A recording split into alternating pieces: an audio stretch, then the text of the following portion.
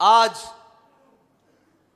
उस मुनाफिक इंसान में भी कुछ लोगों को अच्छाइयाँ नजर आनी शुरू हो गई हैं, जिसने रियासत मदीना का नाम लेकर और हुजूर सैयद आलम सल्लल्लाहु अलैहि वसल्लम के उस पाक निज़ाम का नाम लेकर और कौम को चूना लगाने की खातिर उधर तैबा की गलियों में जूतियां उतार कर उसने तैबा के आशिकों के ऊपर गोलियां बरसाई। आज वो मुनाफिक को भी नंगा करने की जरूरत है।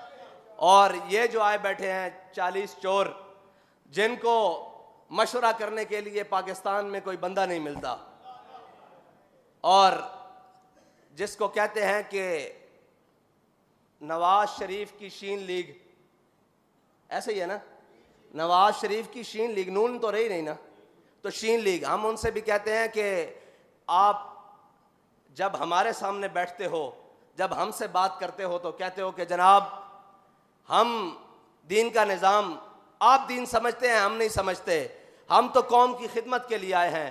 तो आपको क्या नज़र नहीं आ रहा कि चोलिस्तान में लोग प्यास से मर रहे हैं और आप कौमी ख़जाने में से करोड़ों अरबों रुपए खर्च कर कर और मुल्की जहाज़ लेकर काबीना भर कर बाहर लेकर जा रहे हो। अगर आपके पास ज़्यादा पैसे आ गए हैं तो यार उन गरीबों को पानी फराहम करो।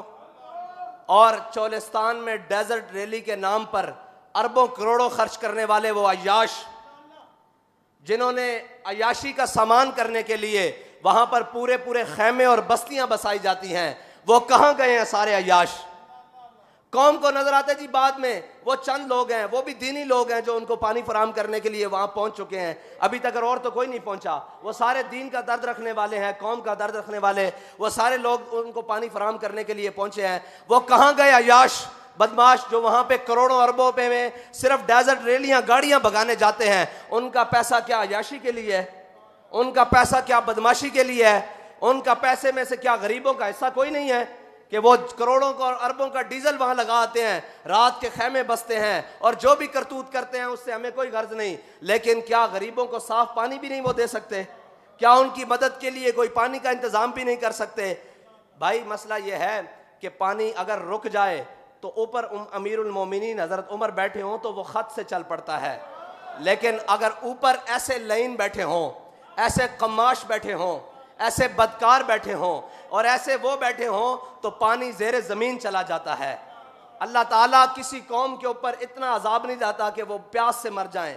अल्लाह ताला बारिशें बरसा देता है, वो कहीं ना कहीं रहम कर देता है। लेकिन इस कौम जिसने 70 साल से सूद खाया हो, सूद का निज़ाम चलाया हो, अल्लाह और उसके रसूल से दुश्मनी की हो और कुफार से दोस्ती की हो, कुरान में अल्लाह ताला कहता है या अय्युहल्लज़ीना आमनू ला तत्तखिज़ुल यहूदा वन नसारा औलिया बादुहुम औलिया बाद।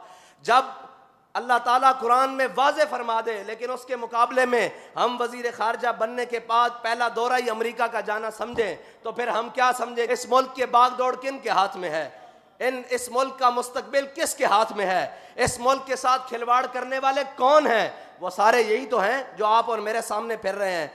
कभी इनका किबला अमेरिका होता है, कभी इनका किबला चाइना होता है, कभी इनका किबला रशिया होता है। इन्होंने बैतुल्लाह को कभी किबला माना ही नहीं, इनके दिलों में कभी ईमान उतरा ही नहीं, इन्होंने कभी रब को रब माना ही नहीं, रसूल को रसूल माना ही नहीं। वरना सूद जैसी लानत जिसने आज मुल्की मईशत को, अच्छा जी सारी बातें करते हैं, वो कहते हैं जी मौलवियों ने कख नहीं छोड़ा।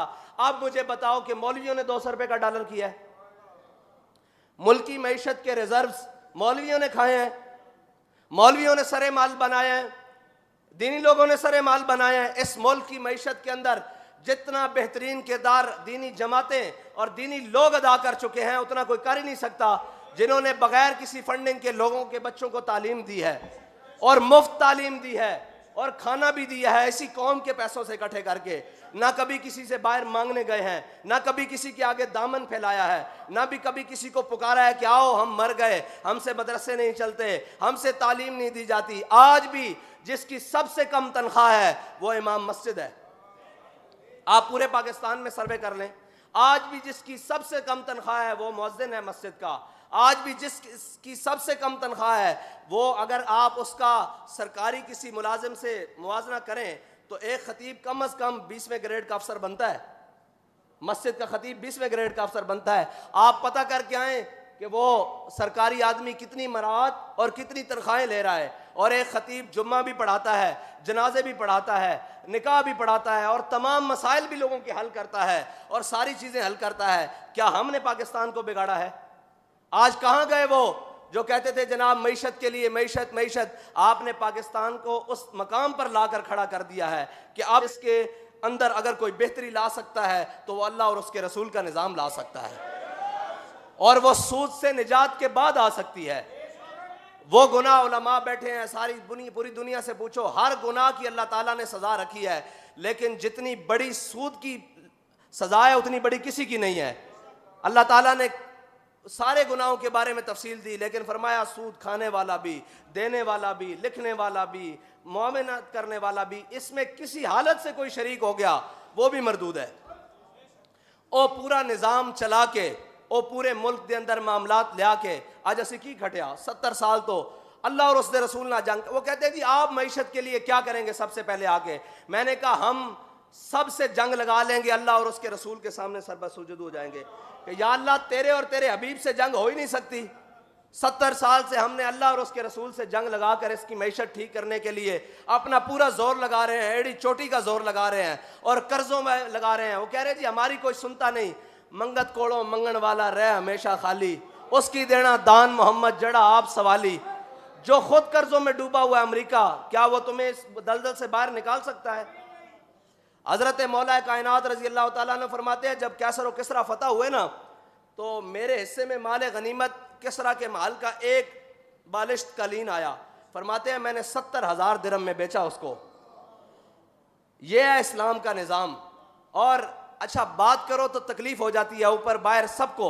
अगर इस्लाम में निज़ाम मईशत को देखा जाए, तमाम उलमा सबसे पूछा जाए, इस्लाम में मईशत की पहली जड़ तो जिहाद है, जिससे तुम मुनकर होके बैठे हो। इस्लाम में तो है ही जिहाद, वरना मईशत की तरफ देखा जाता तो तबूक की मईशत तो पकी खड़ी थी। मदीना की सारी मईशत खजूरों पर है।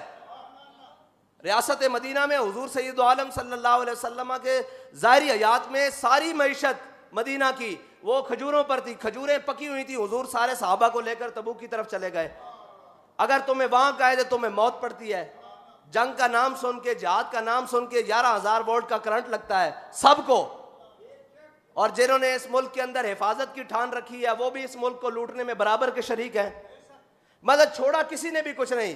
अब कहते हैं जनाब क्या होगा, पाकिस्तान का दिवालिया हो जाएगा, आपका क्या प्लान है? मैं कहा हमारा एक ही प्लान है जो बाबा जी फरमा कर गए हैं कि इस मुल्क से सूद को खत्म करो, अल्लाह और उसके रसूल की बहारें आती हुए तुम अपनी आंखों से देख लोगे।